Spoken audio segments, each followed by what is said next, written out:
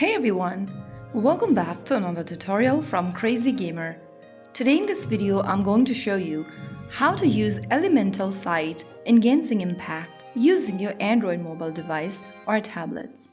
This will also work on your iOS device, so let's go ahead and follow along. First of all, open your Genshin Impact application and make sure that you are inside the game. After you are in, go ahead and tap on the eye icon at the top left corner right in front of your map icon, this one, and this will turn on the Elemental Sight. The Elemental Sight lets you see elemental traces, sources, or connection in your environment.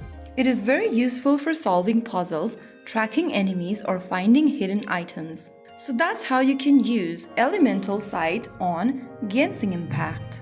If you found the video helpful, don't forget to like, share, and subscribe to our channel. I will see you again in the next video. Thank you for watching.